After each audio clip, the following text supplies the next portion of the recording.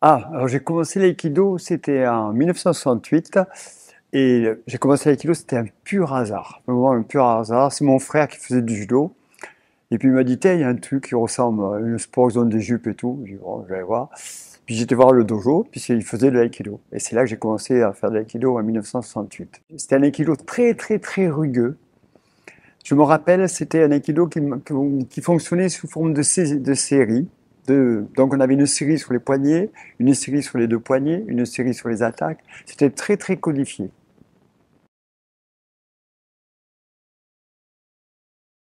Alors, mon parcours en aikido, d'abord mon premier sensei, c'était Maître Brun, c'est un monsieur qui m'a appris l'aïkido, et puis je le remercie beaucoup. Bon, il est plus de ce monde.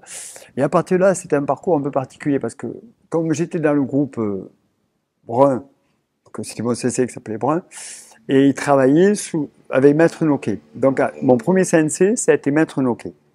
D'accord. Après, Maître Noké, bon, je l'ai suivi un petit peu dans toute l'Europe parce que bon, j'ai commencé je me rappelle une anecdote, c'est que quand on faisait un stage national avec Maître Noquet, mon premier stage national que j'ai fait avec Maître Noquet, c'était au Krebs. Et je me souviens qu'on était quoi, 20? Un stage national, 20 personnes. C'était vraiment le bal du ciment.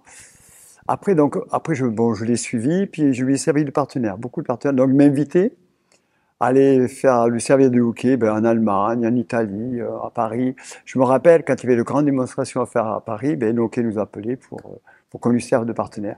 C'est comme ça que j'ai fait Bercy, les congrès, enfin, les grandes démonstrations à Paris. Maître Noguet, il est arrivé, il nous a présenté un sensei qui s'appelait Kobayashi, Maître Kobayashi. Alors, je ne l'ai pas beaucoup suivi parce qu'il avait quand même un aikido assez particulier. J'ai fait quelques stages avec lui, mais c'était pas ce que j'aimais le mieux.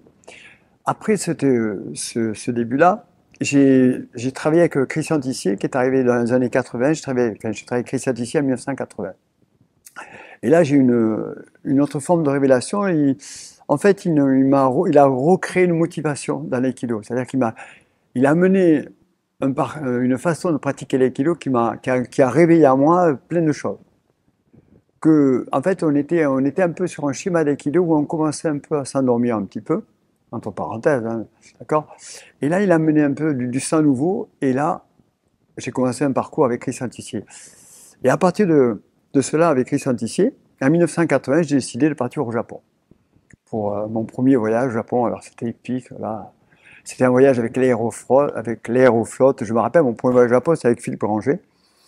On devait partir le samedi, comme c'est des avions russes. On est parti 3 jours en retard parce qu'il y avait un problème d'avion. Déjà, je dis, ça commence bien. On arrive au Japon, on voyageait dans l'avion. Alors, c'était vraiment Aéroflotte. Il y a eu Yoshin 62, Caravelle. Enfin, c'était pas terrible. Arrivé au Japon, on a pris un train pour arriver à Tokyo, puis on ne savait pas où on dormait en fait. Je me rappelle, on était directement au dojo avec Philippe, et on a pris nos valises, et on les a posées devant le hall d'entrée dans la rue, à l'Ekikai, et on est monté faire des kilos. Et après, après on a rencontré quelques Français, Joël Chemin, tout ça. Et c'est là, c'est Joël qui nous a hébergés pour tout notre séjour au Japon pendant 15 jours. C'était mon premier séjour. Bon. Et là, j'ai vu tous les grands sensei.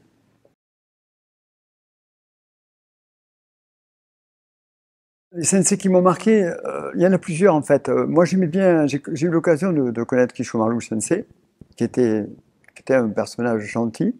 Le père Osawa, Osawa Sensei, qui était le père de celui qui enseigne Aikido. Ça, c'était des personnages assez importants pour moi. Évidemment, tout le monde était, à l'époque où j'étais à l'Aikido, tout le monde était branché sur la pratique Yamaguchi Sensei, tout le monde était un petit peu dans cet esprit-là. Moi, j'ai travaillé avec Yamaguchi Sensei au Japon, mais j'étais beaucoup plus curieux. J'ai préféré aller faire les cours avec Tada, Arikawa, Ichihachi. C'était des vieux sensei qui enseignaient encore à l'Aikikai. Donc, ça permettait de voir une palette de l'aïkido sans me cibler sur un style aikido comme était Yamaguchi Sensei. Donc, en 1983, j'étais parrainé, puis je suis parti chez Saito. Là, je suis resté 3 semaines, 4 semaines chez Saito. Et je vivais au dojo. Et là, c'était un personnage particulier comme Saito. Il fallait être parrainé. Les cours, c'était le matin à 7 heures, mais il fallait se lever 1 heure avant pour ratisser devant le temple pour faire les cours d'armes. Après, une fois qu'on a fini, il fallait on ratissait. Après, on allait on allait au breakfast, et puis après, on travaillait au dojo, quoi. Jusqu'à midi, on travaillait au dojo. Et après, l'après-midi, le soir, il y avait un cours d'aïkido avec Saito. J'ai beaucoup accroché. Disons que j'ai jamais voulu, sincèrement, j'ai jamais voulu être dépendant de sensei. J'appréciais toutes leurs qualités techniques et je les respecte, mais je veux pas être corps et âme dans un sensei parce que j'estime que l'aïkido, on doit s'adapter à toutes les situations. Et il y a plein de sensei qui amènent plein de situations différentes, donc j'avais envie de travailler avec tous ces sensei. J'ai pas prêté fidélité à un seul sensei. Pour moi, ma fidélité, elle était avec tous les autres sensei, quoi. J'estimais que Yamaguchi sensei était respectable, qu'il soit en haut, donc je voulais pas, je voulais profiter de toute la palette sensei qu'il y avait sous des formes de travail différentes.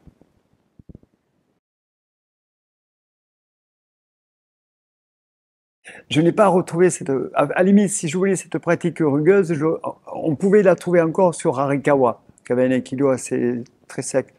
Mais bon, comme on était en France, je pense qu'il fallait développer l'aïkido et donc il fallait que cet aikido soit un petit peu plus dur pour essayer d'accrocher les gens. Donc c'est pour ça que c'était peut-être un petit peu plus dur. Mais à l'époque, Tamura Sensei avait un aikido aussi très fort, hein. Donc la pratique en France était quand même assez, voilà, ça faisait un peu mal. Et au Japon, je n'ai j'ai pas retrouvé cette pratique assez rugueuse, quoi. On l'avait quand tu allais voir les sensei, mais il y avait vraiment tous les styles, quoi. Quand tu allais voir le Kishomaru, c'était agréable à travailler avec lui. Masuda, à la limite, Masuda, c'était quelqu'un qui me faisait un petit peu peur, parce que quand il prenait un poignet, on ne savait pas s'il allait le rendre, hein. Compter les doigts avant qu'il le prenne. Donc, et puis avec plein de sensei.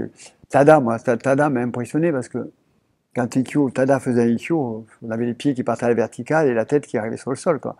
D'où l'expression la tête sur le tapis, les hanches sur la tête et les pieds dans les hanches. Voilà la définition de Ikkyo, quoi. Une des définitions. Mais à l'époque où j'étais, il y avait encore de grands sensei. Et pour moi, c'était une plus belle période de ma vie, quoi. Enfin, dans la pratique de l'aïkido. Parce que ça m'a permis de voir des gens que, bah, j'ai eu le bonheur de connaître des sensei que personne n'aura l'occasion de voir, quoi. C'était encore des sensei qui avaient travaillé avec le fondateur de l'aïkido. Donc là, c'était assez important, quoi, pour moi.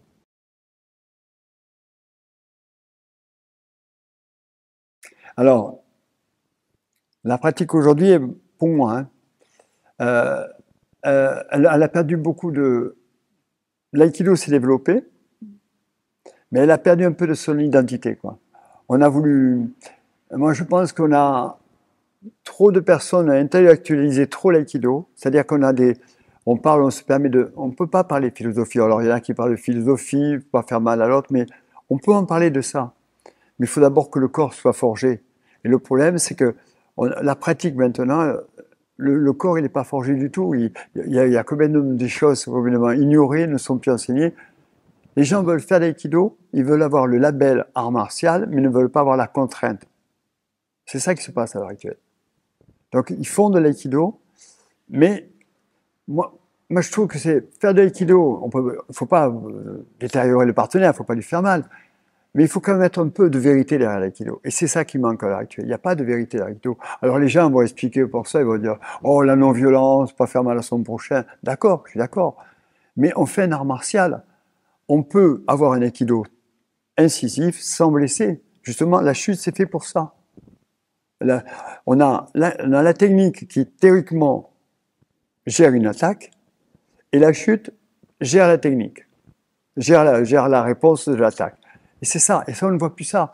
On voit une complaisance au niveau des saisies.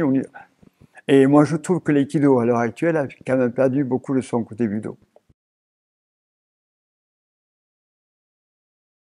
Alors, mon rôle, c'est vrai que mon rôle pourrait être très important, mais dans mes fonctions à l'heure actuelle, on m'a confié aussi d'avoir un collège technique régional. Alors, mon rôle, ça serait effectivement d'essayer de redonner un peu de vigueur à l'aïkido. Essayer de redonner un peu un sens de la pratique, essayer de redonner, enfin, redorer le blason de l'aïkido, parce que moi, je trouve que le blason, il est détérioré, quoi, à l'heure actuelle. Quand on voit des démonstrations d'aïkido, les gens qui regardent disent, ah, c'est une belle danse. Je trouve que, et ce qu'il faudrait à l'heure actuelle, c'est essayer de redonner un petit peu du cachet à l'aïkido, quoi.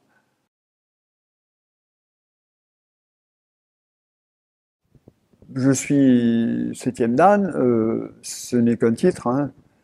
Je pense que quand on pratique l'aïkido, on ne peut pas s'arrêter au grade qu'on a. Il y a une recherche constante. Quand on est septième dan, on n'a plus la même recherche. Quand on a une autre recherche, on cherche la subtilité, le, le- complètement, pas mépriser l'attaque, mais gérer l'attaque, jouer avec l'attaque. Il faut essayer de jouer avec une saisie, s'amuser. Quand on subit la contrainte de la saisie, et plus on monte en grade, il faut essayer de jouer avec. Il faut faire avec. Ah tiens, ça tient fort, ben on va essayer de la gérer différemment. Et c'est ça. Moi, j'ai une recherche du bien-être, comment dire, la force tranquille.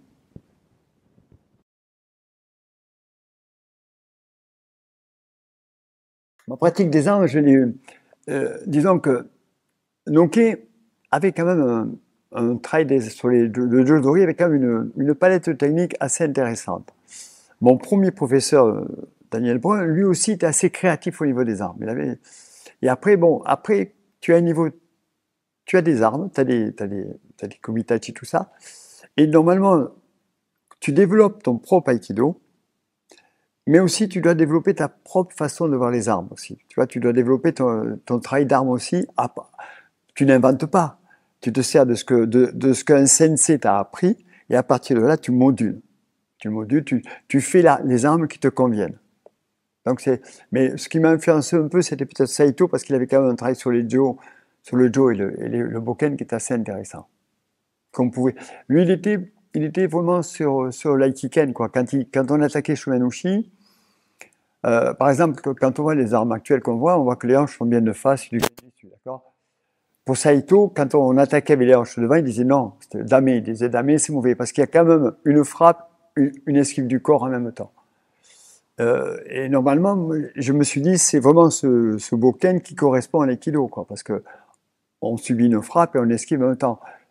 Donc là, c'est vraiment le ken et j'ai essayé de développer mes armes, surtout sur le boken, à partir de là.